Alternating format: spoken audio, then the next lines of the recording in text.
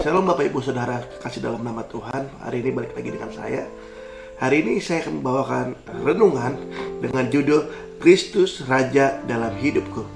Terambil dari dalam Yohanes 15 ayat 16. Bukan kamu yang memilih aku, tetapi akulah yang memilih kamu.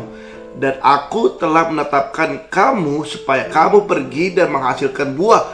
Dan buahmu itu tetap, supaya apa yang kamu minta kepada Bapa dalam namaku diberikannya kepadamu. Hidup yang kita hidupi saat ini bukan lagi milik kita sendiri, Bapak Ibu Saudara, melainkan Kristus yang hidup di dalam kita. Menjadikan Kristus Raja dalam hidup kita adalah bagian penting yang harus dilakukan oleh setiap umat pilihan Allah yang berkenan pilihan Tuhan atas hidup kita. Karena itu baiklah setiap kita menyadari bahwa yang pertama, Kristuslah yang berdaulat atas hidup kita. Poin pertama adalah Kristuslah yang berdaulat atas hidup kita. Terambil dari dalam Galatia 2 ayat 20. Namun aku hidup, tetapi bukan lagi aku sendiri. Yang hidup melainkan Kristus yang hidup di dalam aku. Mengapa Bapak Ibu Saudara? Kita harus menyadari bahwa Kristuslah yang pemilik sesungguhnya hidup kita, agar kita dimampukan untuk selalu menetapkan Kristus di posisi yang terbaik dalam hidup kita. Yang pertama dalam perencanaan hidup kita, perencanaan. Kedua dalam tujuan hidup kita. Kita harus punya tujuan dalam hidup kita, harus ada tujuan. Yang ketiga adalah dalam semua yang kita kerjakan setiap hari. Apapun itu, setiap hari kita harus libatkan Tuhan, supaya Tuhan ada di dalam hidup kita. Kesadaran bahwa hidup kita adalah milik Kristus akan selalu menolong kita untuk menyadari bahwa sesungguhnya kita tidak ada apa-apanya tanpa Tuhan. Dalam Yohanes 15 ayat 5c mengatakan, sebab di luar aku kamu tidak dapat berbuat apa-apa. Kita tidak ada apa-apanya tanpa Tuhan. Ketika kita tidak libatkan Tuhan, hidup kita sia-sia, Bapak Ibu Saudara. Yang kedua adalah semua karena anugerahnya Tuhan. Di dalam Roma 11 ayat 36 mengatakan, sebab segala sesuatu adalah dari Dia, dan oleh Dia, dan kepada Dia. Bagi Dialah kemuliaan sampai selama-lamanya. Yang kedua adalah semua karena anugerah Tuhan. Semua karena anugerah. Yang terakhir adalah di Yeremia 17 ayat 7 mengatakan, sebab janjinya Tuhan akan memberkati kehidupan anak-anaknya yang selalu hidup mengandalkan Tuhan. Ketika kita mau memiliki hidup Tuhan dalam hidup kita, kita tidak ada apa-apanya kalau tanpa Tuhan. Yang kedua, semua karena anugerah Tuhan. Tuhan sudah menciptakan kita, Tuhan sudah merencanakan kita. Semua karena anugerah Tuhan.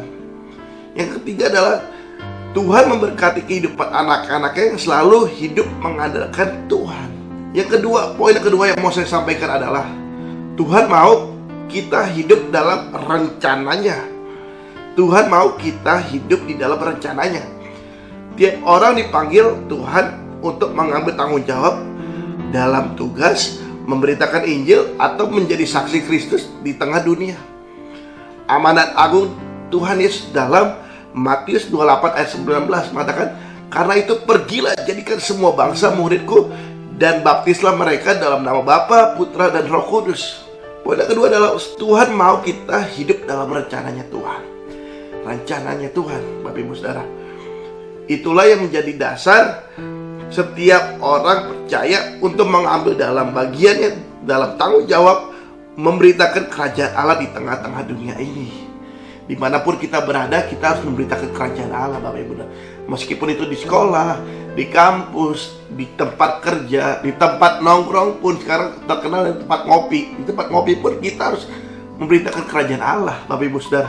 Dia menetapkan kita untuk pergi, Bapak Ibu, pergi memberitakan Injil bagi orang lain. Mengapa? Karena Tuhan tidak ingin satu orang pun binasa. Dalam 2 Petrus 3 ayat 9. Poin yang ketiga yang mau saya sampaikan adalah pilihan Tuhan atas hidup kita harusnya memampukan kita. Pilihan Tuhan atas hidup kita harusnya memampukan kita. Kita tidak boleh takut, bahkan harus memilih semakin kreatif dalam menjalankan tugas memberitakan Injil, Bapak Ibu Saudara. atau pelayanan generasi yang kita jalani saat ini. Kita harus kreatif Bapak Ibu Saudara. Jangan sampai kita menjadi orang yang pencemooh bagi orang-orang lain. Kita harus kreatif. Sebagai milik Kristus, harusnya kita juga dengan berani untuk berkata, ini Tuhan, utuslah aku. Kita harus memiliki keberanian. Ini Tuhan, utuslah aku. Siapakah yang akan kuutus dan siapakah yang mau pergi untuk aku?